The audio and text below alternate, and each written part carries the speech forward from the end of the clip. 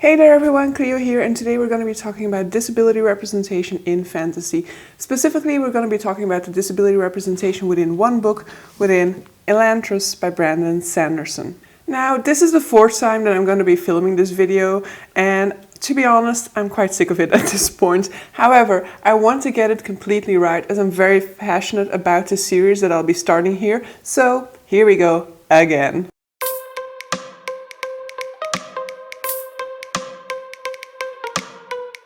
This will hopefully be the first video in a string of many in which I will be talking about disability representation in fantasy. The idea behind the series is not to pass a sort of conclusive judgment about the books that I'll be featuring.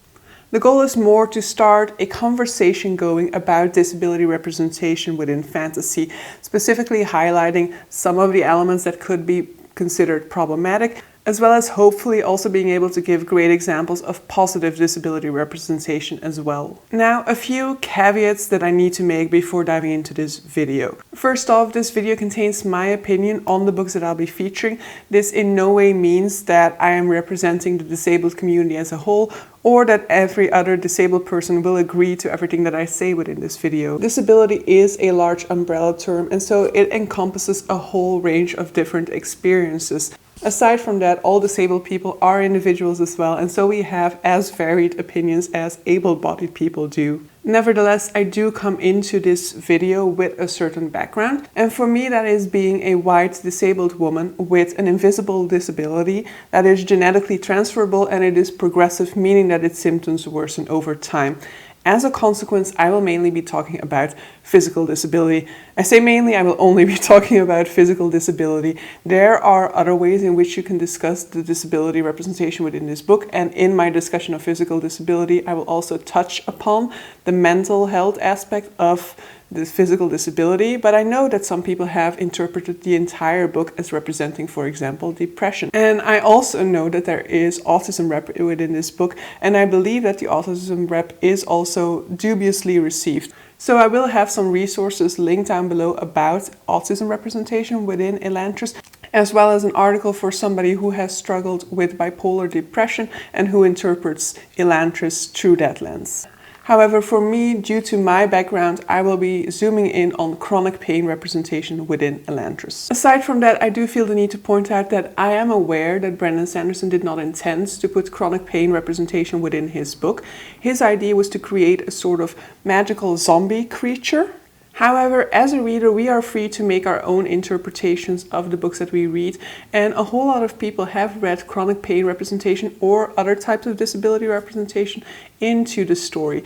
Regardless of that, we could easily make the case that Elantrians within the world itself are disabled bodies. Regardless of it not necessarily referring to a disability within our world, it is still a disability within the world itself, and so I feel like we can easily discuss this book from a disability representation perspective. Final comment before diving into the meat of this video is that this video will contain spoilers for Elantris. I won't go into major plot developments specifically. However, I will touch upon later developments in the storyline, and I will definitely be spoiling the ending. I feel like Elantris has a very big reading audience already, and so I will keep my non-spoiler thoughts on this book very brief. Thus, very short without diving into any sort of spoiler. Elantris is a very interesting book to read from the perspective of disability representation, as a lot of disabled readers have been able to identify with the struggles of the Elantrians within this story. Apart from presenting us with the physical struggles of the Elantrians, we are also putting a lot of effort and time into exploring the mental weight of their condition. Regardless, I feel like the story is quite ableist in its messaging, especially since it kind of lacks nuance or complexity when it comes to that messaging. Aside from that, the way in which this story wraps up really falls in line with some stereotypical progressions to disabled story arcs that we see time and time again. Alright, without further ado, I think it's time to dive into the meat of this video. And let's start off on a positive note. So we do get a story here about a disabled character from the perspective of a disabled character themselves. The story of disabled people is all too often told to the perspective of an able-bodied person, be that a caretaker, a family member, for example, meaning that all too often disabled story arcs are told through an ableist lens. It's great when we then do get disabled narratives told from a disabled perspective, and that is also the best way for us to be able to experience what the the character is going through to see how the chronic condition or how the disability is affecting our protagonist and all of the things that they have to deal with on a daily basis. In the character of Raoden, we actually have somebody who is moving from being able-bodied to being disabled-bodied, somebody having to navigate a new reality, having to navigate becoming disabled. As a result, there are some interesting aspects to his perspective to look into. First off, there is the fact that he immediately switches from being in sort of the highest position in his able-bodied society to being a disabled person who is shunned by society.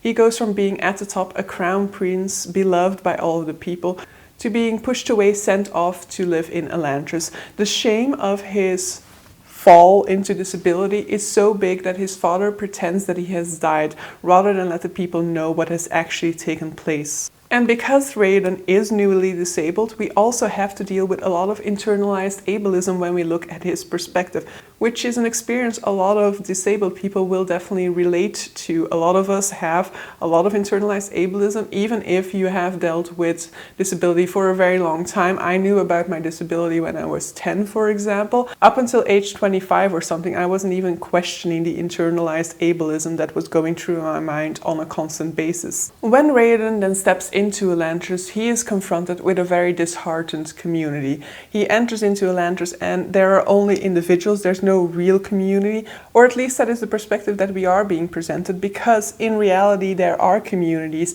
there are 3 gangs. And even though a big part of the goal in this storyline is going to be overcoming those 3 different gangs, it is important to realize that there were communities of disabled characters forming already within Elantris before Raoden stepped up.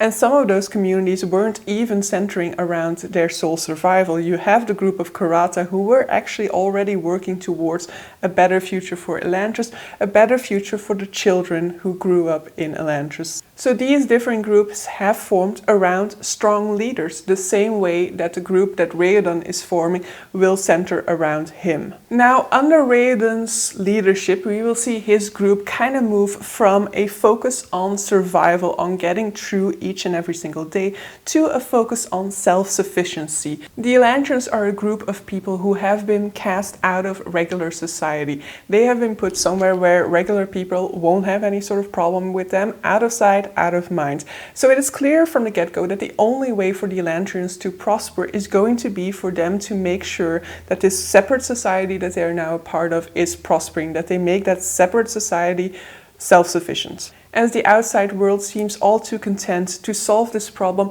by simply pretending it isn't there. Thus we see the Elantrians' focus shift from pure survival to improving their circumstances, improving their society. They take the meager tools that they are offered by the outside world and find ways to use those improper tools to the betterment of their society, step by tiny little step. As the world is determined to keep them out, they need to make their own world for themselves. And it is this goal that will bring meaning back to their life, that will bring hope and purpose back into their lives. Now, there are immediately already some parallels we can draw here with the way in which a lot of times disabled people are kind of pushed into the outskirts of regular society. They aren't necessarily all cast away into institutions or something like that, but regular society is often not accessible to disabled people, and that automatically pushes disabled people to the outskirts. Now, as anybody who has read the book will know, Elantris cannot escape their pain. Their pain is there with them all the time. They cannot escape it. They live in constant dread of adding injuries on top of the injuries that they're already bearing. And I think a lot of chronic pain patients definitely can relate to that struggle. Elantrians cannot escape their pain, and the book does a wonderful job of looking at the mental toll of that, how much energy goes into dealing with pain on a day-to-day basis, on a moment-to-moment basis. If you are constantly feeling pain, the pure energy it takes to kind of push through that, to kind of overcome that, it is definitely significant.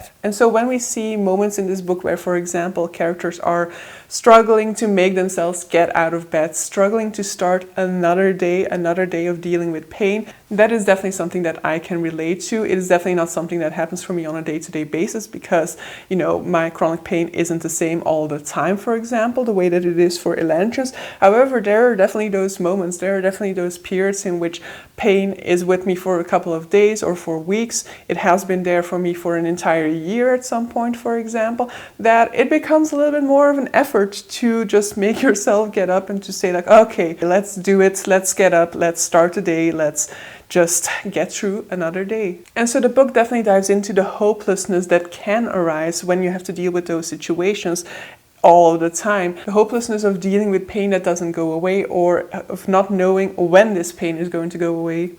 On the subject of pain, we actually also get representations to different types of pain. First up, we have sort of like the pain of impact, the pain of the injury itself. And even though Elantrians keep the pain, in principle the pain never goes away. So in principle the pain would be the same at all points of their life. You do see that sharp, acute awareness that they have at the beginning kind of dulls down over time. And that is definitely something that as a chronic pain patient I can also relate to. I don't know whether it's just the case of you getting accustomed to a certain level of pain or whether it's just ignoring a certain level of pain, but over time you just cannot put that much attention to pain as you do the first time you feel a certain level of pain. For example, I had pain in my arm for a full year, for example. That pain in my arm would be more acute on certain times, and at other points you just don't really allow yourself to feel it, I guess, or it just becomes a sort of dull pain in the background. However, you are constantly still dealing with that pain. It is more demanding at the times in which it's like more acutely felt. However, in those other times, it's still draining. A lot of your energy still goes into the pure fact of ignoring that pain. Now in Elantrians, because there is no possibility for the Elantrians to die, that is not the ultimate worst case scenario. The worst case scenario for them is either turning mad the way that Shaorsmen have, or becoming one of the Hoids. As their pain becomes more and more difficult to manage, as their pain becomes too much, these are the two scenarios presented to them. And probably we can relate the Hoid to depression, for example. It's definitely not the case that every disabled person becomes depressed or anything like that, or that all of us are like this close to being depressed, for example. However, it is definitely a real possibility. And the mental toll of having to deal with that on a day-to-day basis can become too much and can lead to such things as depression, for example, which is represented in an extreme form within the book in the form of the Hoid. So the Hoid in this book are very much people who have given up all types of hope. It has become too much for them. They can no longer deal. They no longer care about their day-to-day survival, neither. What is the point if they don't see a solution, if they don't see an improvement to their circumstances, if there is nothing happy to counterbalance the suffering that they feel? And some of the characters within this book will even discuss alternative actions, will even discuss possibilities such as suicide or euthanasia in order to avoid becoming a Hoid. And as I don't really have personal experience going into this, or don't have, the necessary background for this, I won't go into that too much, but just know that that is a layer that is in that book as well, that is briefly mentioned. It is also difficult to discuss because of the sort of larger scale of the Cosmere that affects one of these points. Now, when Raoden first enters Elantris, that kind of seems the only possibility, You survive on a day-to-day basis until the moment in which you either go mad or you become one of the Hoid. However, through the sense of community that Raoden is building, a new path opens itself up for the Elantrians and for the reader. Now, I want to refer back here to Brandon Sanderson's annotations for Elantris, which you can find on his webpage. And in those, Brandon Sanderson refers to the three gangs as being three things that Elantrians need to overcome, being self-isolation, self-pity, and pain. And so through overcoming these three different crews, they overcome those three elements, and that would be the way in which they can transcend. By building a community, they have people to share their experiences with, they have people to empathize with them, people who understand what they are going through. Thus, their perspectives transcends the individual and becomes one of a common goal, and through it they find new purpose in their life, new goals, new ambitions. And while this is a powerful message that is being built, I do feel like it is represented too simplistically. It really is represented as being easy to overcome those three things. I think a more nuanced portrayal of that struggle to overcome those things would have really benefited the story. Anyone dealing with chronic pain can probably confirm that these things help, you know. It doesn't really help you to give in to self-pity, for example, you know. It doesn't really make that mental toll any lighter if you give in to, if you are focusing on why me. It is definitely a nice way of combating that mental toll if you connect to other people within the community, for example, and finding a purpose in life, finding a goal, or focusing on something else than the pain is definitely a nice way for you to distract yourself from the pain. However, there are good days, there are bad days, there are days in which you just don't have the mental energy to connect to others, you don't have the mental energy to be able to focus on something else, and nor is it ever possible for you to focus on something else the entire time. We humans do not have the capability of focusing for such a long time, for example. So these are nice coping mechanisms, but they will never make the pain go away completely. And that is kind of the way in which Brandon Sanderson presents it within this story, as if those three elements together overcome pain totally, as if with those three elements at your disposal there is no problem anymore. And that for me definitely was like culminated in this sort of quote in which you have this guy who had gone to Raoden because he wanted the secret to why Raoden's crew are not feeling pain. And so Raoden asks him at some point whether he now knows the secret. And so Kehar smiles. "I haven't been hungry in days, my lord. It is the most amazing feeling in the world. I don't even notice the pain anymore." Which, I mean, doesn't necessarily indicate that the pain is gone, but still indicates that, you know, it's not affecting him at all anymore. And then this line really got me, really made me like, this line kind of irked me. Kehar didn't need a potion or an Aeon to save him, he just needed something to do. As if it was as easy as all of that. Now, the fact that it isn't as easy as all of that is also shown within the text, you know. We do have some Elantrians who have been happy with their new circumstances, who have been living happily within Raoden's crew, who get extra injuries towards the end of the novel, and all of a sudden they turn into Hoid, or, you know, they're back to that state of lamenting their current predicament. And so that could be showcasing the fact that, you know, this isn't necessarily always enough, because of the fact that they still have that community sense, they still have the goal for their community. Regardless, they are still wallowing in self-pity because of an extra injury being added on to them. But none of that is really dived into within the text itself, which I think is a little bit of a pity. Especially since when it comes to mental health, for example, in some of his other books, such as Stormlight Archive, for example, we see characters struggling with mental health, struggling with depression, for example, and while they have their good days, they also have their bad days. While they have days in which they're moving forward, they're pushing through some of those, you know, sort of like negative voices inside their head. At another point further on in the novel, those negative thoughts will be coming back to them and they will have to struggle through them all over again. And so with mental health representation, I feel like Brandon Sanderson does a good job. But when it comes to physical disability representation, there is still some progress to be made, and I just wish he put that same sort of nuance as he sometimes puts in his mental health representation into his physical disability representation. Having said all of that, there is actually only one first-person narration that we get within this book. So there's actually only one person from whom we have a reliable source of information about how he is experiencing pain. And that's perspective tells a fully different story. Now, let me clarify from the beginning that the way the story is told, it is made very clear that Raoden's case is different from everybody else's. I will be making an interpretation that I think you can read into the text without any problems, but it is not supported, it is not canon or anything like that, it's just my personal interpretation. Because Raoden is experimenting with these eons, and because the eons are actually faulty, a lot of the door is trying to enter him, but it cannot find a release because there is something wrong with the eons, and as a result Raoden feels a lot more pain than the people around him. He does not yet know the cause of his pain, and so he considers his level of pain to be a weakness. He considers himself to be less capable of dealing with the pain than some of the other people within his community, and he is constantly masking his pain, constantly hiding his pain.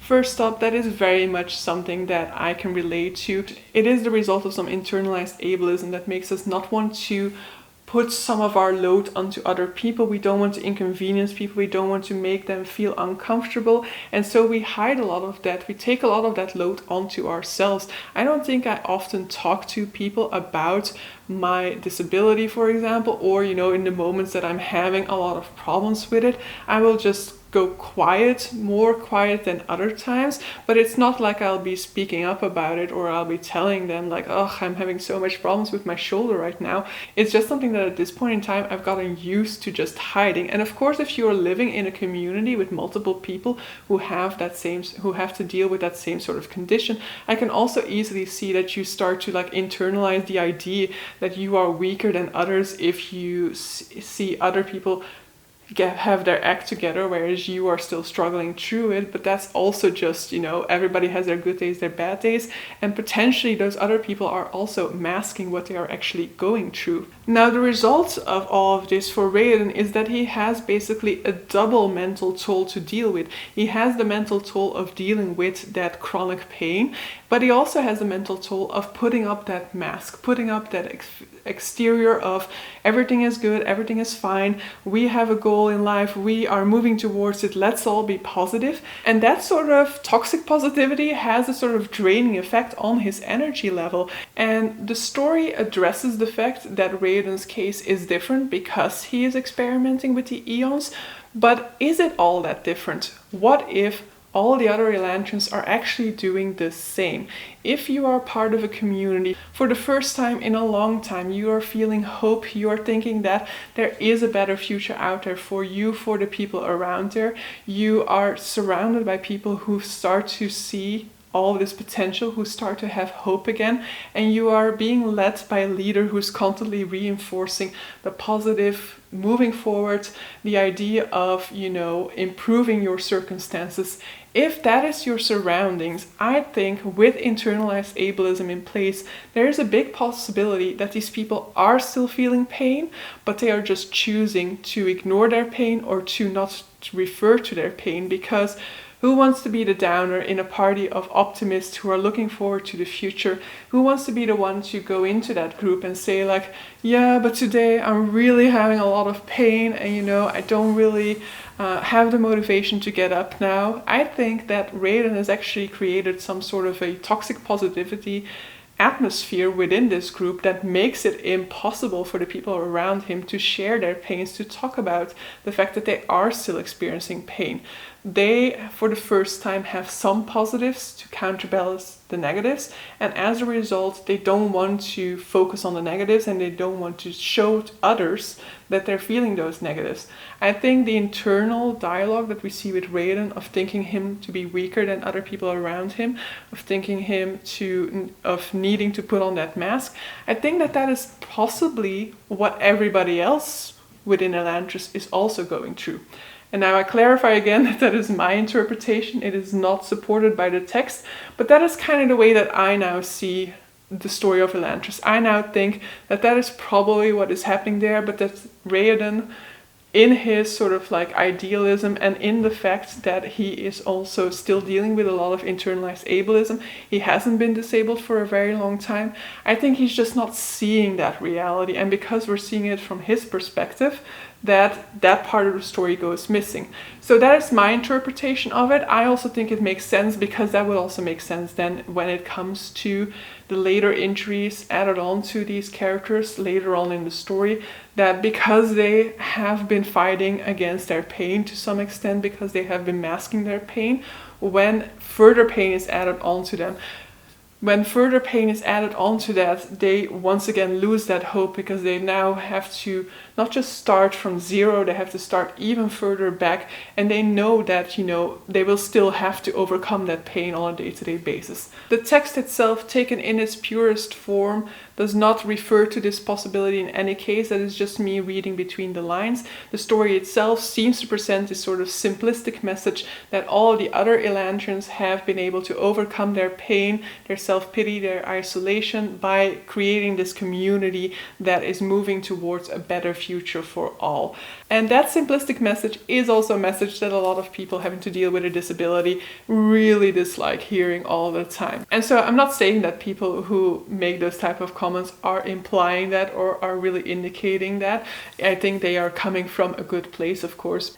But you know, that simplistic messaging does kind of have those implications. It has those echoes for disabled people. And so, yeah, it really didn't sit well with me that that message is portrayed so simplistically within this book, which is kind of why I created that extra narrative at the background for myself as a reader, because I do love Elantris, but it is not there in the text. Let me then shortly dive into my main other problem with this book, and that is the ending. You know, from a disabled point of view, the case could be made that this book had a pretty good disability story arc at the beginning. At the beginning, we focus on a community of disabled people banding together, trying to form a close-knit community, working together towards a common goal of improving their circumstances together. Beautiful story arc.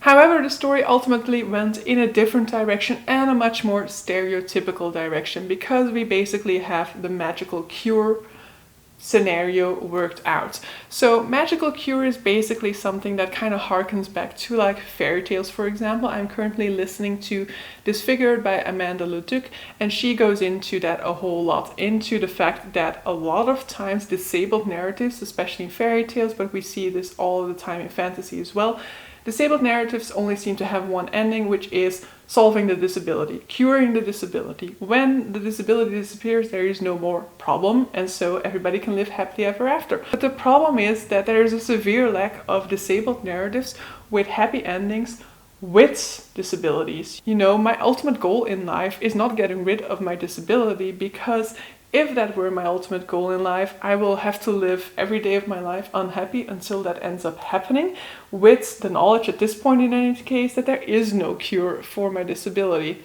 In an ideal world, if there were the possibility to cure my disability, would I do so? Yes. However, at this point in time, it isn't as simplistic as that neither. Yes, I would cure my disability, but has my disability only brought me negative things? No, my disability is an inherent part of my identity at this point in time.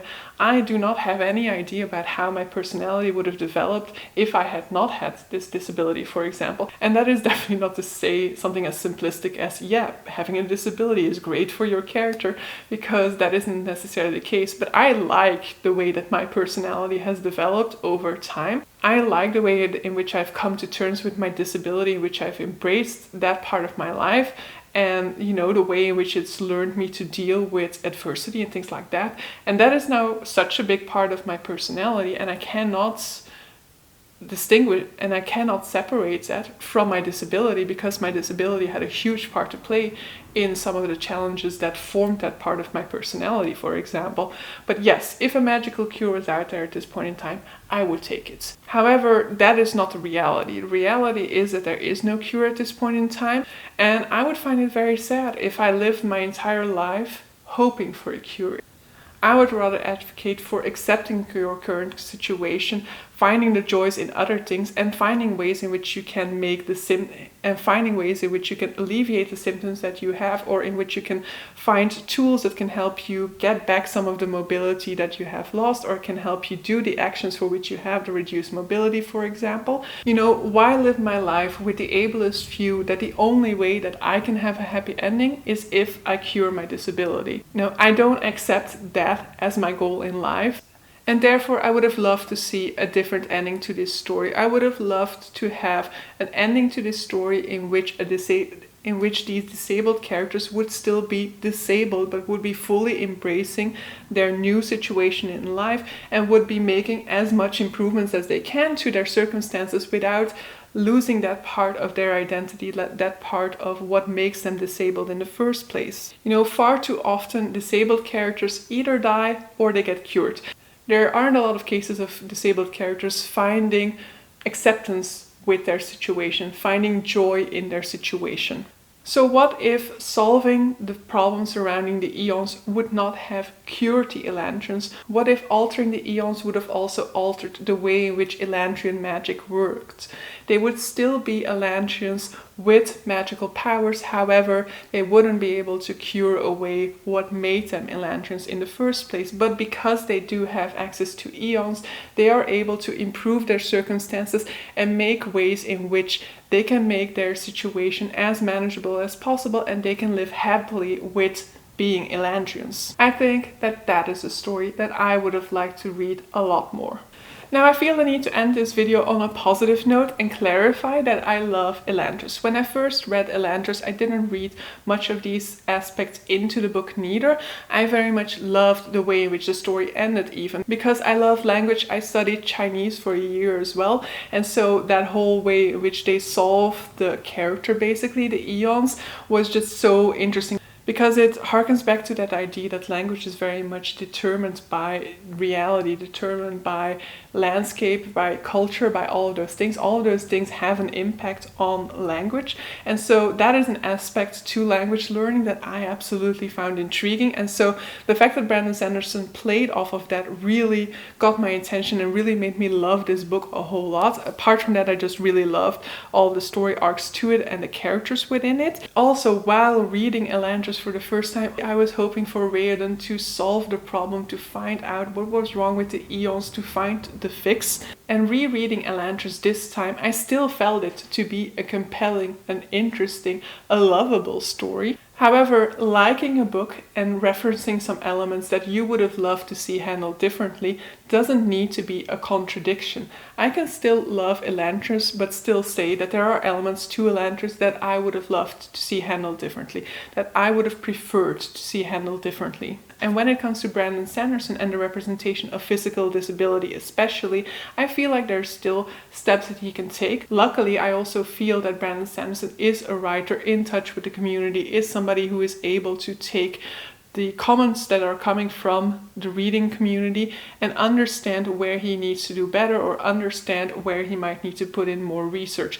And so I am hopeful that he will be making more improvements in the future. He has already focused a little bit more on it when it comes to Dawnshard, for example, though the Stormlight archive as a whole still has problematic aspects when it comes to disability representation, and they irk me every single time it happens. The magical cure aspect is definitely there. And so I hope that Brandon Sanderson will be taking steps to improve his physical disability representation in future books. As indicated in the beginning, I will not be talking about autism representation or any other representation, but I do have resources for that linked down below. And on that note, I'm going to be ending this particular episode of Disability in Fantasy right here. As I said, I hope it will be the first in a line of videos tackling this subject matter. And on that note, if you have any recommendations to give to me of books in which disability is present that you want to see me tackling, then definitely let me know down below. I already have a book lined up for the second video in this series, but I'm open for further suggestions. So, hope you guys enjoyed this video and see you guys for a future one. Bye!